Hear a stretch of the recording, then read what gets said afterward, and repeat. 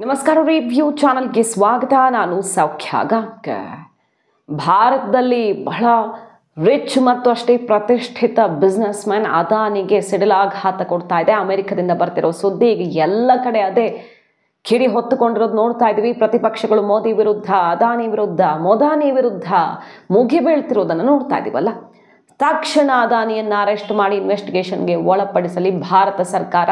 ಕೊನೆಗೂ ಮೋದಿ ಅದಾನಿ ಬಣ್ಣ ಬಯಲಾಗಿದೆ, ಭ್ರಷ್ಟಾಚಾರ, ಲಂಚ ಅಂತ ಆಕ್ರೋಶದ ಕಿಡಿಯೇ ಹೊತ್ತುಕೊಂಡಿರೋ ಹೊತ್ತಲ್ಲಿ ಕೈಗೆ ಶಾಕ್ ಕೊಟ್ಟ ಮೋದಿ ಟೀಮ್.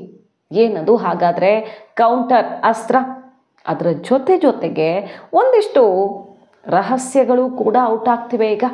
ಏನಿದು ಹಾಗಾದರೆ ಸಂಚಿನ ಭಾಗ? ಇಂಟ್ರೆಸ್ಟಿಂಗ್ ರಿಪೋರ್ಟ್ ನಿಮ್ಮ ಮುಂದೆ ಇಡ್ತಾ ಇದೀವಿ. ಮಿಸ್ ಮಾಡಿದ್ರೆ ನಮ್ಮ ಚಾನಲ್ನ ಸಬ್ಸ್ಕ್ರೈಬ್ ಮಾಡಿ, ನಿಮ್ಮ ಅಭಿಪ್ರಾಯ ಕಮೆಂಟ್ ಮಾಡಿ ತಿಳಿಸಿ. ಎಸ್ ವೀಕ್ಷಕರೇ, ಯಾವುದೇ ದೇಶಕ್ಕೆ ಬಿಸ್ನೆಸ್ ಮ್ಯಾನ್ಗಳು ಆಧಾರವಾಗಿರ್ತಾರೆ.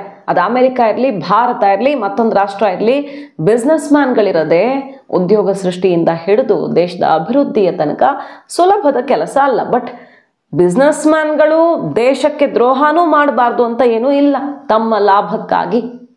ಈಗ ಅದಾನಿ ಸುತ್ತಕೊಂಡಿರುವಂತಹ ಆರೋಪ ಏನು? ಲಂಚ. ಸೋಲಾರ್ ಎನರ್ಜಿ ಪ್ರಾಜೆಕ್ಟ್ ಡೀಲ್ ಕುದುರಿಸೋದಕ್ಕೆ ಅಮೆರಿಕದ ಒಂದು ಕಂಪನಿ ಜೊತೆ ಒಪ್ಪಂದ ಆಗಿತ್ತು. ಅವರ ಪವರ್ ಬೈ ಮಾಡೋದಕ್ಕೆ ಒಪ್ಕೊಳ್ತಿರ್ಲಿಲ್ಲ, ಯಾಕಂದರೆ ಕಾಸ್ಟು.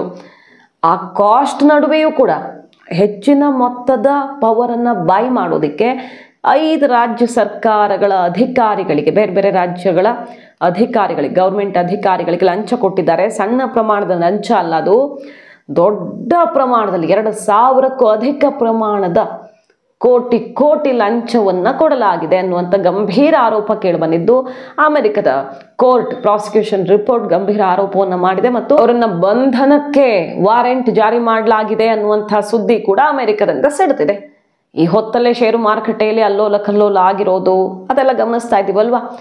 ಹಾಗಾದ್ರೆ ಬಿಜೆಪಿ, ಕೇಂದ್ರ ಸರ್ಕಾರ, ಮೋದಿ ಟೀಮ್ ಯಾವ ರೀತಿ ರಿಯಾಕ್ಟ್ ಮಾಡ್ತಿದೆ, ಯಾವ ರೀತಿ ಕೌಂಟರ್ ಅಟ್ಯಾಕ್ ಮಾಡ್ತಿದೆ? ಸೆಷನ್ ಶುರು ಆಗ್ತಿರೋ ಹೊತ್ತಲ್ಲಲ್ವಾ ಇದು ಸಿಡ್ತಿರೋದು. ಟೈಮಿಂಗ್ಸ್ ನೋಡಿ, ಚಳಿಗಾಲದ ಅಧಿವೇಶನ ನಾಡಿದ್ದು ಶುರು ಆಗತ್ತೆ. ಈ ಹೊತ್ತಲ್ಲಿ ಸಿಡ್ದಿದೆ. ಸಾಮಾನ್ಯವಾಗಿ ಅತಿ ಹೆಚ್ಚು ಗಲಾಟೆಗಳಾಗಿದ್ದು ಯಾವ ವಿಚಾರಕ್ಕೆ? ಸೆಷನ್ನಲ್ಲಿ ಮೋದಿ ಮತ್ತು ರಾಹುಲ್ ಗಾಂಧಿ ನಡುವೆ, ಕೇಂದ್ರ ಸರ್ಕಾರ ಮತ್ತು ರಾಹುಲ್ ಗಾಂಧಿ ನಡುವೆ, ನಿರ್ಮಲಾ ಸೀತಾರಾಮನ್ ಮತ್ತು ರಾಹುಲ್ ಗಾಂಧಿ ನಡುವೆ ಯಾವ ವಿಚಾರಕ್ಕೆ ಹೆಚ್ಚು ಜಟಾಪಟಿ ಆಗಿದೆ ಅಂದ್ರೆ ಇದೇ ಅದಾನಿ, ಅಂಬಾನಿ, ಅದಾನಿ ಇನ್ನಿತರ ಬಿಸ್ನೆಸ್ ಮ್ಯಾನ್ಗಳ ಸುತ್ತ ವಿಚಾರಗಳೇ ಹೆಚ್ಚು ಸದ್ದು ಮಾಡಿವೆ. ಸೆಷನ್ನಲ್ಲಿ ಜಟಾಪಟಿಗೆ ಕಾರಣ ಆಗಿರೋದನ್ನ ನೆನಪು ಮಾಡ್ಕೊಳ್ಬಹುದು. ಎಷ್ಟೋ ಸೆಷನ್ಗಳು ಬಲಿಯಾಗಿದ್ದನ್ನು ನೆನಪು ಮಾಡ್ಕೊಳ್ಬಹುದು. ಹಾಗಾದ್ರೆ ಬಿಜೆಪಿ ಯಾವ ರೀತಿ ಅಟ್ಯಾಕ್ ಮಾಡ್ತಿದೆ? ಕೌಂಟರ್ ಅಟ್ಯಾಕ್ ಏನು? ಒನ್ ಬೈ ಒನ್ ಅದನ್ನ ನಿಮ್ಮ ಮುಂದೆ ಇಡ್ತಾ ಹೋಗ್ತೀವಿ. ನೋಡಿ, ಟೈಮಿಂಗ್ಸ್. ಕಳೆದ ವರ್ಷ ಹಿಂಡನ್ಬರ್ಗ್ ರಿಪೋರ್ಟ್ ರಿಲೀಸ್ ಆಗಿ ಅಲ್ಲೋಲ ಕಲ್ಲೋಲ ಆಯಿತು. ಆಮೇಲೆ ಅದರಲ್ಲಿ ಹುರುಳಿಲ್ಲ ಅಂತ ಅಮೆರಿಕವೇ ಒಪ್ಕೊಳ್ತು. ಅಮೆರಿಕ ಸರ್ಕಾರವೇ ಅದಾನಿ ಜೊತೆ ಇನ್ವೆಸ್ಟ್ಮೆಂಟ್ಗೆ ಒಪ್ಕೊಂಡಿದ್ದನ್ನು ನೋಡಿದ್ವಿ. ಬೇರೆ ಬೇರೆ ಪ್ರಾಜೆಕ್ಟಲ್ಲಿ ಆ ಹಿಂಡನ್ಬರ್ಗ್ ರಿಪೋರ್ಟ್ಗೆ ಹೆಚ್ಚು ಮಹತ್ವ ಕೊಡೋಕ್ಕಾಗಲ್ಲ ಅಂತ ಅಮೆರಿಕವೇ ಒಪ್ಕೊಂಡಿದ್ದನ್ನು ನೋಡಿದ್ವಿ ನಾವು. ಆದರೆ ಆ ಟೈಮಲ್ಲಿ ಅಲ್ಲೋಲ ಕಲ್ಲೋಲ ಸೃಷ್ಟಿ ಮಾಡ್ತು. ಅದಾನಿಗೆ ದೊಡ್ಡ ಪೆಟ್ಟನ್ನು ಕೊಟ್ಟಿದ್ದು ಸತ್ಯ. ಕಳೆದ ವರ್ಷ ಯಾವ ಟೈಮಲ್ಲಿ 20,000 ಕೋಟಿ ರೂಪಾಯಿ ಮೌಲ್ಯದ FPOಗೆ ಅದಾನಿ ಎಂಟರ್ಪ್ರೈಸಸ್ ಚಾಲನೆ ಕೊಡೋ ತಯಾರಿ ನಡೆದಿದ್ದ ಟೈಮಲ್ಲೇ ಹಿಂಡನ್ಬರ್ಗ್ ಸಂಶೋಧನಾ ವರದಿ ಪ್ರಕಟಗೊಂಡು ಶಾಕ್ ಎದುರಾಯಿತು. ಈಗ ನೋಡಿ, ಅಮೆರಿಕದಲ್ಲಿ ಅದಾನಿ ಗ್ರೀನ್ ಎನರ್ಜಿಗಾಗಿ $6,000 ಮಿಲಿಯನ್ ಅಮೆರಿಕನ್ ಡಾಲರ್ ಬಾಂಡ್ ಬಿಡುಗಡೆ ಮಾಡಿ ಹೂಡಿಕೆ ಸಂಗ್ರಹ ಮಾಡೋದಕ್ಕೆ ಮುಂದಾಗ್ತಿದ್ರು. ಎಷ್ಟು? $6,000 ಮಿಲಿಯನ್ ಅಮೆರಿಕನ್ ಡಾಲರ್ ಬಾಂಡ್ ಬಿಡುಗಡೆ ಮಾಡಿ ಹೂಡಿಕೆ ಸಂಗ್ರಹ ಮಾಡೋಕೆ ಮುಂದಾಗ್ತಾ ಇದ್ದ ಟೈಮಲ್ಲಿ ಇಂಥದ್ದೊಂದು ಶಾಕಿಂಗ್ ಸುದ್ದಿ. ಸೊ ಇದು ಬಹಳ ಪ್ಲ್ಯಾಂಡ್, ದೊಡ್ಡ ಸಂಚು ಅಂತ ತಿರುಗೇಟು ಕೊಡ್ಲಾಗ್ತಾ ಇದೆ. ಟೈಮಿಂಗ್ಸ್ ನೋಡಿ, ಈಗ ಅದಾನಿ ಗ್ರೂಪ್ ಆನ್ಸರ್ ಮಾಡಿರೋದು ಇದೆಲ್ಲ ಯಾವುದೇ ಆಧಾರವಿಲ್ಲದಂಥ ಆರೋಪಗಳು. ಆರೋಪ ಬಂದ್ಬಿಟ್ರೆ, ಕೇಸ್ ಹಾಕಿಬಿಟ್ರೆ ನಾವು ಅಪರಾಧಿಗಳಾಗೋದಿಲ್ಲ, ಕಾನೂನಾತ್ಮಕವಾಗಿ ಹೋರಾಟ ಮಾಡಿ ಗೆಲ್ತೀವಿ ಅಂತ ಅದಾನಿ ಗ್ರೂಪ್ ರಿಯಾಕ್ಟ್ ಮಾಡಿದೆ. ಏನೇನು ಲೀಗಲ್ ಪ್ರಾಸೆಸ್ ಶುರು ಮಾಡಬೇಕೋ ಈ ಕ್ಷಣವೇ ಶುರು ಮಾಡ್ತಿದ್ವಿ, ಇದಕ್ಕೆಲ್ಲ ನಾವು ಹೆದರಲ್ಲ, ಈ ಸಂಚೇನು ಅಂತ ನಮಗೆ ಗೊತ್ತು ಅಂತ ರಿಯಾಕ್ಟ್ ಮಾಡಿರೋದು. ನೋಡಿ ಏನಂತ ಈಗ ಕೇಸ್ ಇದು. ನ್ಯೂಯಾರ್ಕ್ ಕೋರ್ಟ್ ಗೌತಮ್ ಅದಾನಿ, ಸಾಗರ್ ಅದಾನಿ ಬಂಧನದ ವಾರೆಂಟ್ ಹೊರಡಿಸಿದೆ. ಆ ವಾರೆಂಟ್ಗಳನ್ನು ವಿದೇಶಿ ಕಾನೂನು ಜಾರಿ ಸಂಸ್ಥೆಗಳಿಗೆ ಹಸ್ತಾಂತರಿಸೋದಕ್ಕೆ ಪ್ರಾಸಿಕ್ಯೂಟರ್ಗಳು ಯೋಜನೆ ಆಗಿದ್ದಾರೆ ಅಂತ ಈಗ ರಿಪೋರ್ಟ್ ಹೊರಗಡೆ ಬರ್ತಿದ್ದ ಹಾಗೆ ಇಷ್ಟೆಲ್ಲ ಜಟಾಪಟಿ ಶುರುವಾಗಿರೋದು. ಹಾಗಾದರೆ ಬಿಜೆಪಿ ಕೊಡ್ತಿರೋ ಕೌಂಟರ್ ಏನು? ಯಾವ್ಯಾವ ರಾಜ್ಯಗಳಪ್ಪ, ಯಾವ್ಯಾವ ರಾಜ್ಯಗಳಿಗೆ ಲಂಚ ಕೊಡಲಾಗಿದೆ ಅನ್ನೋದು ರಿಪೋರ್ಟು. ಯಾವ್ಯಾವ ರಾಜ್ಯ ಸರ್ಕಾರದ ಅಧಿಕಾರಿಗಳಿಗೆ ಲಂಚ ಕೊಡಲಾಗಿದೆ ಅಂತ ಕೇಳಿದ್ರೆ ಅಲ್ಲಿ ಬಿಜೆಪಿಗೆ ಈಗ ಅಸ್ತ್ರ ಸಿಕ್ತಿರೋದು. ಎಲ್ಲ ಕಾಂಗ್ರೆಸ್ಸು ಅಥವಾ ಕಾಂಗ್ರೆಸ್ ಮಿತ್ರ ಪಕ್ಷಗಳ ಆಡಳಿತ ಇರುವಂಥ ರಾಜ್ಯಗಳೇ. ನೀವು ಯಾಕೆ ಪರ್ಮಿಷನ್ ಕೊಟ್ರಿ, ನೀವು ಯಾಕೆ ಅವ್ರನ್ನ ಪರ್ಮಿಟ್ ಮಾಡಿದ್ರಿ, ನೀವು ಭಾಗಿಯಾಗಿದ್ದೀರಾ ಅಂತ ಆಯ್ತಲ್ವ ಈ ಭ್ರಷ್ಟಾಚಾರದಲ್ಲಿ. ಹಾಗಾದ್ರೆ ಇದು ಸತ್ಯವೇ ಆಗಿದ್ದಲ್ಲಿ, ಇದು ಸತ್ಯ, ಅದಾನಿ ಅವರನ್ನ ಶಿಕ್ಷೆಗೆ ಗುರಿಪಡಿಸಬೇಕು, ಇನ್ವೆಸ್ಟಿಗೇಷನ್ ಮಾಡಬೇಕು ಅಂತ ನೀವು ಹೇಳ್ತೀರಿ ಅಂದ್ರೆ ನಿಮ್ಮ ಅಥವಾ ನಿಮ್ಮ ಮಿತ್ರ ಪಕ್ಷಗಳ ಸರ್ಕಾರಗಳಿರುವಲ್ಲಿಯೇ ಅಲ್ವಾ ಇದಕ್ಕೆ ಪರ್ಮಿಷನ್ ಸಿಕ್ಕಿದ್ದು. ಯಾವ್ಯಾವ ರಾಜ್ಯದ ನೋಡಿ, ಒಡಿಶಾದಲ್ಲಿ, ತಮಿಳುನಾಡಲ್ಲಿ, ಛತ್ತೀಸ್ಗಢದಲ್ಲಿ, ಆಂಧ್ರ ಪ್ರದೇಶದಲ್ಲಿ. ಇದು ಯಾವ ಅವಧಿದು? 2021-22. ಯಾರ್ಯಾರ ಸರ್ಕಾರ ಇತ್ತು ಆಗ? BJD ಇತ್ತು, DMK ಇತ್ತು, ಕಾಂಗ್ರೆಸ್ ಇತ್ತು, YSRCP ಇತ್ತು. ಆಯಾ ರಾಜ್ಯಗಳಲ್ಲಿ BJD, DMK, ಕಾಂಗ್ರೆಸ್, YSRCP ಇತ್ತು. ಹಾಗಾದ್ರೆ ಈ ಬ್ರೈಬರಿಗೆ 2021 ಜುಲೈ ಮತ್ತು ಫೆಬ್ರವರಿ 2022 ನಡುವಿನ ಆರೋಪ, ಆ ಸಮಯದಲ್ಲಿ ನಡೆದಿದೆ ಅನ್ನುವಂಥ ಆರೋಪ ಅಲ್ವಾ ಇದು. ಆ ಟೈಮಲ್ಲಿ ಈ ಸರ್ಕಾರಗಳು ಇಂಥ ರಾಜ್ಯದಲ್ಲಿ ಅಧಿಕಾರದಲ್ಲಿದ್ದು ನೀವು ಯಾಕೆ ಪರ್ಮಿಷನ್ ಕೊಟ್ರಿ? ಈಗ ಅದಾನಿ ವಿರುದ್ಧ ಮೋದಿ ಇದಕ್ಕೆಲ್ಲ ಅವಕಾಶ ಮಾಡಿಕೊಡ್ತಿದ್ದೀರಾ ಅಂತ ಗುಡುಕ್ತಿದ್ದೀರಲ್ಲ, ಯಾವ ರಾಜ್ಯದಲ್ಲಿ ಇದು ನಡೆದಿದೆ ಅಂತ ಹೇಳಲಾಗ್ತಿದೆಯೋ ಅಲ್ಲಿ ಯಾರು ಅಧಿಕಾರದಲ್ಲಿರೋರು ಅನ್ನೋ ಪ್ರಶ್ನೆಯನ್ನ ಎತ್ತಿದ್ದು ಬಿಜೆಪಿ. ಚಳಿಗಾಲದ ಅಧಿವೇಶನದಲ್ಲಿ ಪ್ರತಿಪಕ್ಷಗಳ ವಿರುದ್ಧ ಮುಗಿಬೀಳೋದಕ್ಕೆ ಗ್ಯಾರಂಟಿ ಇದು ದೊಡ್ಡ ಗಲಾಟೆ ಆಗತ್ತೆ, ಕೋಲಾಹಲವನ್ನು ಸೃಷ್ಟಿ ಮಾಡುತ್ತೆ ಅಧಿವೇಶನದಲ್ಲಿ. ಅದಕ್ಕೆ ಬಲಿಯಾದರೂ ಅಚ್ಚರಿ ಇಲ್ಲ, ಎಷ್ಟೋ ಕಲಾಪಗಳು. ಅಲ್ಲಿ ಈ ರೀತಿ ಕೌಂಟರ್ ಮಾಡೋಕೆ ಈಗ ತಯಾರಿ ಮಾಡ್ಕೊಂಡಿದೆ, ಈಗಾಗಲೇ ಮುಗಿಬೀಳ್ತಿದೆ.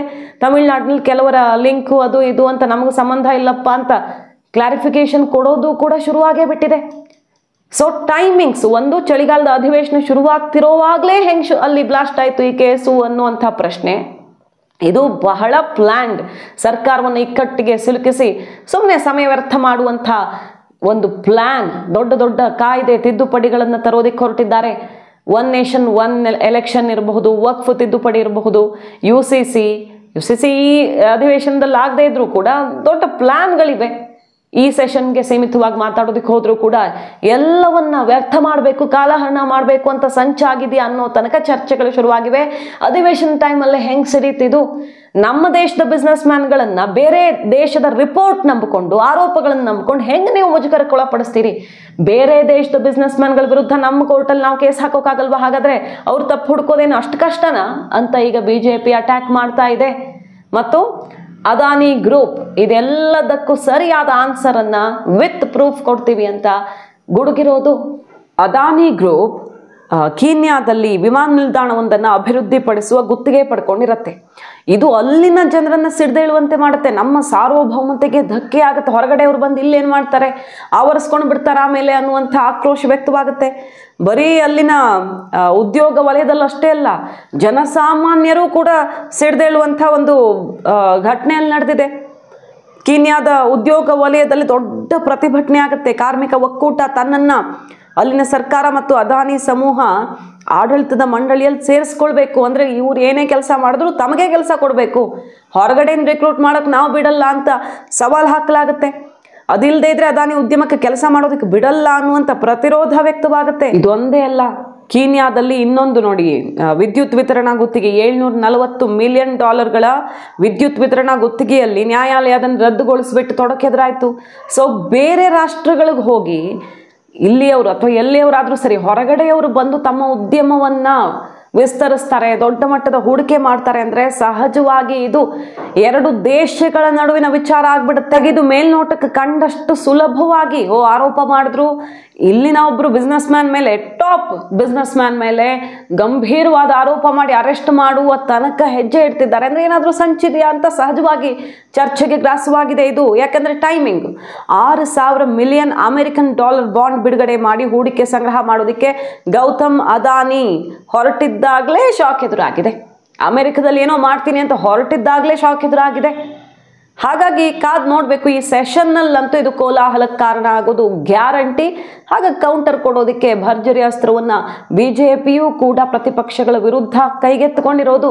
ಯಾವ್ಯಾವ ರಾಜ್ಯಗಳಲ್ರಿ ಕೇಳಿ ಬಂದಿರೋದು, ಈ ರಾಜ್ಯದಲ್ಲಿ ನೀವು ಯಾಕೆ ಕೊಟ್ರಿ, ಅದಕ್ಕೆ ಆನ್ಸರ್ ಮಾಡಿ, ಆಮೇಲೆ ನಾವು ನಿಮ್ಮ ಪ್ರಶ್ನೆಗೆ ಆನ್ಸರ್ ಮಾಡ್ತೀವಿ ಅನ್ನುವಂಥ ಕೌಂಟರ್ ಅಟ್ಯಾಕ್ಗೆ ಈಗ ಸಜ್ಜಾಗಿದೆ ಕಮಲ ಪಡೆ. ಮಾಹಿತಿ ನಿಮ್ಗೆ ಇಷ್ಟ ಆಗಿದ್ರೆ ಮಿಸ್ ಮಾಡಿದ್ರೆ ನಮ್ಮ ಚಾನಲ್ನ ಸಬ್ಸ್ಕ್ರೈಬ್ ಮಾಡಿ, ನಿಮ್ಮ ಅಭಿಪ್ರಾಯ ಕಮೆಂಟ್ ಮಾಡಿ ತಿಳಿಸಿ. Thank you.